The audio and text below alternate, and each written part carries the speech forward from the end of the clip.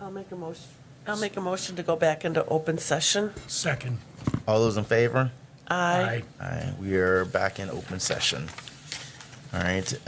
Is there a motion to appoint Sean Mayer, Jacob Albee, and Pete Fish to the positions of lieutenant and Nathan Seiler as police captain of the Wausau Police Department? So moved. Is there a second? All those in favor? Aye. Aye. Motion passes. Congratulations to Sean, Jacob, Peter, and Nathan. All right.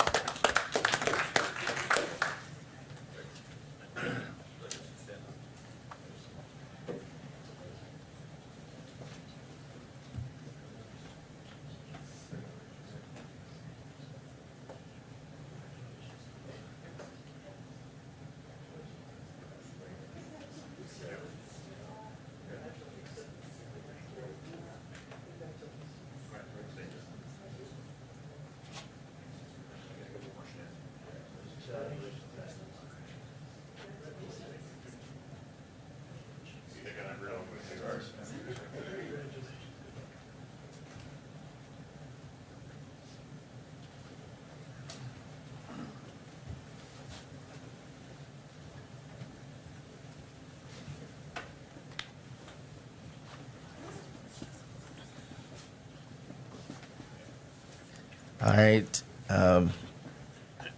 Next, moving right along, move to general agenda items for discussion and possible action to changes to, I guess we will come back to that when we do police operations.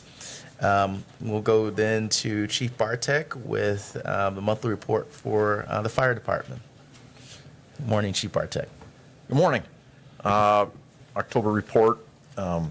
Not any significant events for us in October, which is unusual. We're making up for it in November. We'll have a more exciting November report for you. One of the things I wanted to make comment to the PFC on is the transition between myself and Chief Kopp's leadership. I'll say it's going extremely well. Chief Kopp was in lockstep with me prior to his appointment to chief to succeed me when I'm done, and I'll tell you that he's exceeding all expectations that I would have for that transition. It's going extremely smoothly. He has worked very hard on the deputy chief recruitment, which he will be bringing a candidate to I believe the next meeting or a special meeting that we're having on December 12th. I think that my observance of his performance during that and that selection process is he didn't take the easy road. He took the hard road and looked at what was best for this community first before what was best for the individuals. And I think that that's going to yield some really fantastic results for him and his future as a leader of the organization moving forward. One thing I threw in on my report that's really interesting and something that we want to talk about, I always want to have something I'm putting on the report that might be outside the normal viewpoint, maybe in your blind spot as you're sitting from your position overseeing our department. And that's falls in Wisconsin, falls for our agencies. A lot of people are surprised that the number one reason for dispatch for Wausau Fire is a fall. And typically that age group that's falling the most is 65 and older. And what's Wausau Fire Department doing to help prevent falls in the community of Wausau? Well, I put on a state of Wisconsin report that basically the leading cause of injury and death in Wisconsin in 2022 was when the number one reason for dispatch of EMS agencies in Wisconsin was falls. And so it's not something that we're the only agency dealing with. One of the things that we've done is we're partnering with the ADRC. So prevention is really what is needed to help with that. And the ADRC already had prevention and education steps in place. We are now doing referrals, paramedic in the field that maybe is in someone's home as they care for someone that's maybe had a fall or could be prone to a fall, and they notice that this person could benefit from said training. They can simply check a box as they're filling out that patient care report, and a referral will go to the ADRC where the ADRC will reach out to them. Typically, there's a conversation between the paramedic and patient at that point saying, hey, we have this resource. Would you be open to getting a phone call and possibly getting some education and training in that? So we're hoping we can see some results. It's way too early for us to see any fruit from that referrals, but hopefully over the next year, that's something the EMS division can report out to you. Other than that, I didn't have any further things. If there was any questions about our monthly report? Good. Chief, what about the land acquisition? Looks like your little. Sure. It's closed on. The city of Wausau now owns the 811 and 815 Floral Avenue, otherwise known as the Flower Shop property. That whole former home of- property? The whole property. It's 2.1 acres there on the corner of Grand and Floral. That process, I'll tell you, that was difficult. That had been long identified in 2017 as a best future site for central fire. Those that may be not familiar with some of the issues that we're dealing with, our downtown station, it's 62 years old and is really starting to fail in many ways, from mechanical, plumbing, electrical issues, space, no longer meeting the needs of this community as far as our response posture as we look into that. And we need to look to the future about how we're going to replace that station. And so this acquisition was key. I had written 6 different requests of different things. I even wrote a congressional directed spending request earlier this year, if you recall that. And finally, we were able to pass it through council. We had actually made an approach, a second approach, to use ARPA funds, and they chose not to use ARPA funds. Instead, they found another avenue to do it. It hinged on a few things. One was that it had to be valued at or above what we were paying. We had negotiated a price with the seller of $805,000. The appraisal of the property came back after at $870,000 for that 2.1 acres. And then it had to pass environmental, which it did, and it passed through council. Not without some, it wasn't a unanimous vote, but it passed. And so now the city owns it. And it may be the site of Central in the future. I hope that's going to be Chief Kopp's project to take on. So that went well. Thank you. Any other questions? I'll just highlight quickly, I was glad to see that the women's bathroom in the second floor have been completed and restored. I know it was difficult obviously for some of our female firefighters, so I was glad to see that. Yeah, for those of you who didn't know, and I believe was that August, Jeremy, that we had the fire? It was July? September? All right. Already the months are blending together here. I'm not even retired yet. So yeah, we had a fire this fall there at Central up in the small, we've got a very small retrofitted women's dormitory, because when the station was constructed, they never fathomed that we would have female firefighters in the city of Wausau, apparently. And so we've got a small upstairs locker room with a single toilet and a single shower and a single vanity up there to be shared by our female staff.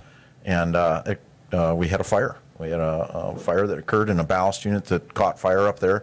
It went undetected because the station lacks modern fire detection systems. We have battery-powered, just standard battery home smoke detectors on that system, and they were not located in good proximity to that bathroom. They were on either end of that large bunk room. And so the fire had time to grow past the incipient phase, the free burning phase, and we had a legit fire at our second floor. And so the remediation project was lengthy, but it went well, and we are able to use, we had made a capital improvements request to add some separation to that dormitory up there. If you'd never been up there before, it was just one wide open bunk room that was shared by our male and female staff. No privacy between any of the individuals up there. And we had gotten a CIP request for 2024 to add some separations up there. Basically, imagine a large office separators, but they're going to be about 7.5 feet tall. Instead, they're cubicles, basically. And so those are going to be, those then were able to be, that project was intertwined with the remediation project. And so we don't have those dividers up there yet, but Chief Kopp has been diligently working on that. They're going to be arriving in very early 2024. So the fire is fully remediated. We're back to using that as we were previously to the fire. So took a little bit of time, but we got there.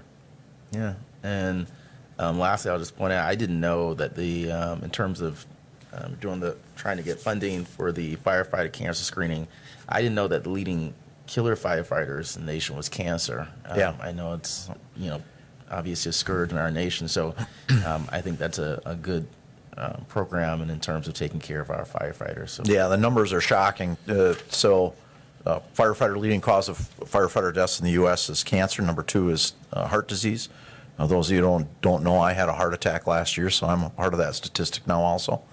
What we're seeing in the firefighters is no longer, we saw maybe say 60s, 50s, 60s, 70s firefighters dying of lung cancer. We don't see firefighters dying of lung cancer anymore. Proactive efforts, 70s, 80s, especially when I came into the fire service, it was no longer acceptable to enter any structure with any level of smoke without an in-place supplied air breathing apparatus on, an SCBA, face piece on right through the entire fire and overhaul after the fire.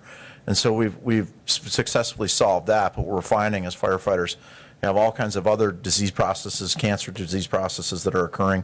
Prostate in males, colorectal cancer is very prominent. We're trying to do a lot of research on that and why the sources are of that. The leading theories are that it's the absorption of carcinogens through the skin during firefighting operations, then trying to separate themselves from those carcinogens post-fire. When we built Fire Station 2, we actually added some of the technology in there, and the fact that we separate, when the firefighters come back from a fire, their gear goes to a separate washer extractor specifically for turnout gear. The firefighter then enters the shower.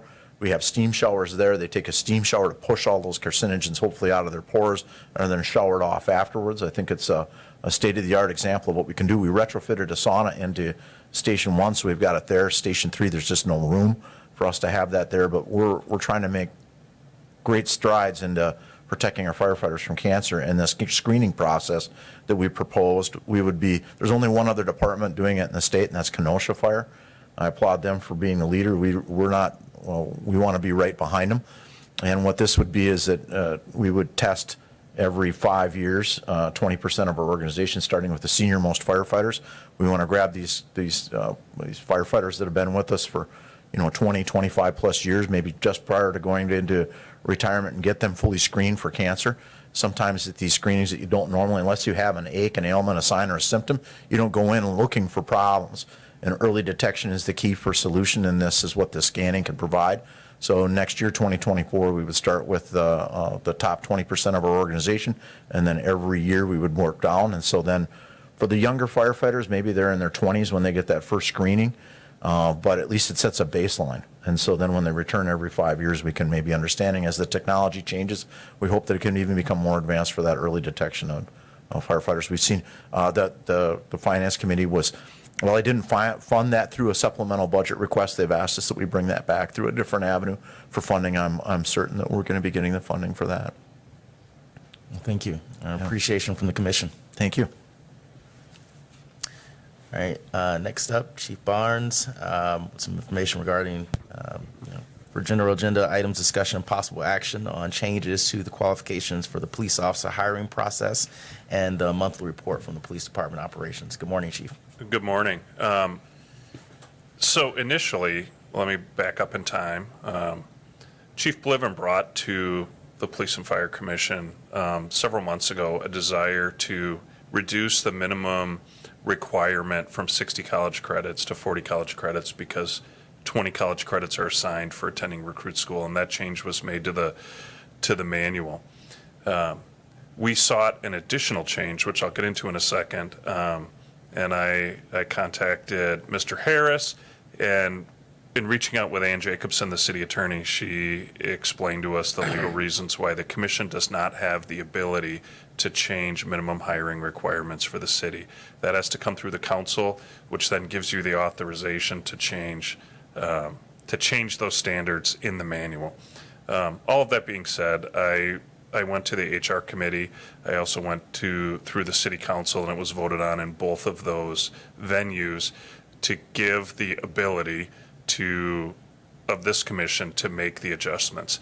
It made the adjustment for the reduction to 40 college credits, which was done in advance, so we're in a good place there now in their resolution. But what I asked them to do was to authorize this commission to adopt the state standard. And we have always held a standard that is higher than the state required. The state requires 0 college credits nor the attendance of recruit school to be hired as a police officer. And at the completion of 5 years of sworn service, in order to stay credentialed and certified, an officer must have attained the 60 college credits and completed the academy. We would never have someone function as a police officer without attending the academy. And we're strong proponents for having a high expectation to meet the college credits. And it wasn't until this hiring process when our number one candidate in the process we're running right now does not meet those minimum standards. And that's what I brought forward to the council. And I'll just share with you, this individual is an officer in Texas, or I'm sorry, an officer in Arizona. They've been a police officer for 10 years. They're a detective. They hold tremendous skills from a resume standpoint, except Arizona does not have a college requirement. So this individual comes to us with 36 college credits. They won't be attending recruit school because they've already been through the academy, and there's a reciprocity agreement with Wisconsin. And so by all accounts, from a character standpoint, this individual impresses me. They've flown up twice to meet with us. They're moving to Wisconsin either way for family reasons. This is where they want to raise their children. I know there's other departments that have expressed interest and told this individual that they'd hire him. But in his research, he's decided Wausau is the place that he'd like to be. Unfortunately, they wouldn't meet our minimum. So my conversations with you as well as with the council is to adjust the minimum hiring requirement from 40 college credits down to 0. It requires an individual, in order to apply that standard to them, they have to have 5 years of full-time professional law enforcement experience for us to even consider them at that point.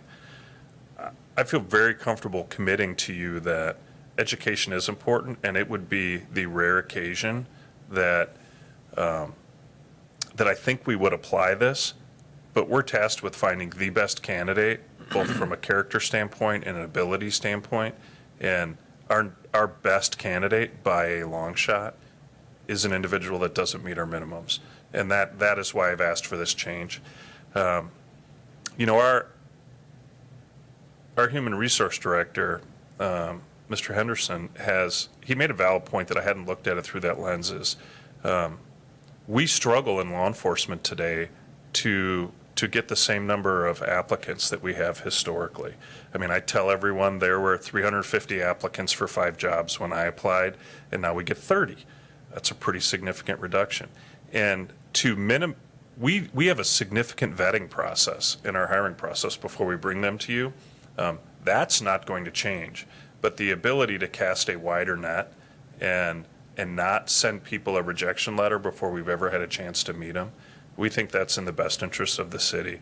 So my ask of the commission is for you folks to vote to update your manual that includes the ability for the police department to interview and have in our hiring process individuals that do not meet our 40 college credit or our 60 college credit requirement, as long as they have 5 years of full-time law enforcement experience. And then we will vet those individuals and create a process for them to achieve the college credits within the 5 years. Although in this particular case, I've told this applicant, if you're hired with us, you don't get 5 years to get 24 college credits. We'll come up with a process and expectations to be able to achieve that in much shorter order. So that's my ask. All right. Do we have to make any of the adjustments as we ratchet up as far as like a promotion, et cetera, et cetera? We don't have to make any adjustments in education there, do we? No, I have no intention of changing the requirements for promotion or assignment. This is simply to just to be hired as a police officer. Any questions about that or further discussion? We could make a motion today, or we could wait till next, because we will be meeting again in 2 weeks too. So if people need more time to think about it, right, that's fine as well. If I may, certainly we can wait 2 weeks, but we're in the middle of a hiring process, and each portion of that process, for example, our background investigation at this individual's request, is can we hold off on that and contacting the department that he's worked for the last 10 years until this portion of going to the HR committee and to the city council and to the police and fire commission has been resolved. So our backgrounds are done on all our other candidates, but we haven't started that one yet because I committed we wouldn't contact his local agency until a time in which the groundwork had been laid for the ability to hire him. All right. So do we feel comfortable moving forward? All right. Is this, you foresee this happening a few other times, or are we doing this just for one individual? Right now, we're doing it for one individual. This is the first time this has come up. I don't anticipate this being a regular occurrence. But as individuals are looking to move from state to state, looking for a quality of life, if all of a sudden we had a bunch of people in Arizona that said, it's too hot here, I want to go where it's blowing cold snow, and move here, we would probably see that because they don't have a college standard in order to become a police officer there. So again, I don't think you will see this on a frequent basis. I think it'll be the exception to the norm. All right, so, sure. So I'll make a motion to change the qualifications to become a police officer and to go to 0 college credits, which is the same as the state standard. With 5 years of full-time law enforcement experience. With 5 years of full-time law enforcement experience. Thank you. All right, and I'll just make a amendment to that, that this be the ability of the police department, doesn't necessarily being the norm, and also that the language, if we adopt this today, then be vetted by the city attorney for putting it in. But Sure. I think another way you might be able to phrase that is to adopt the language identified in the resolution that she drafted for the council, which is what the council approved. that's true, I forgot about that. Sorry. Yes. All right, to adopt that language. Is everybody good with that? Is there a Yes, perfect. second? Second on that. All those in favor? Aye. Aye, it's adopted. Thank you.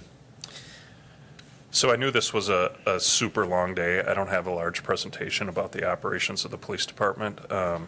I just wanted to make you aware, since there was interest in the lot that the fire department purchased, or that the city purchased for potentially for the fire department.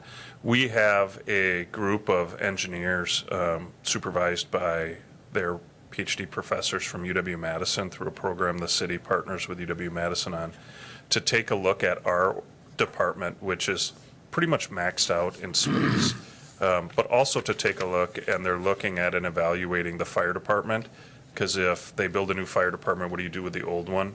And there has often been the conversation, well, the police department can have that. And I'm not confident yet that the police department wants it because of all the retrofitting that needs to occur there and how it would work for our organization. So we're excited to see what the results of the work of these young engineers are for giving us options and giving us some projections on whether it's worth keeping and worth fixing. So that's something that's occurring right now at the same time. And then next month, I'll be in a much better place to tell you where the department is, because we'll have people in the right positions. All right. Any other questions? Well, thank you. Our appreciation from the commission. All right. The next meeting will be scheduled for in just a couple weeks, Monday, December 11th at 7:30 a.m. Right back here. And if there isn't any further discussion, I'll entertain a motion to adjourn this meeting. Albus. Second? Anyone? Second. All right. All those in favor? Aye. Thank you. We are now adjourned.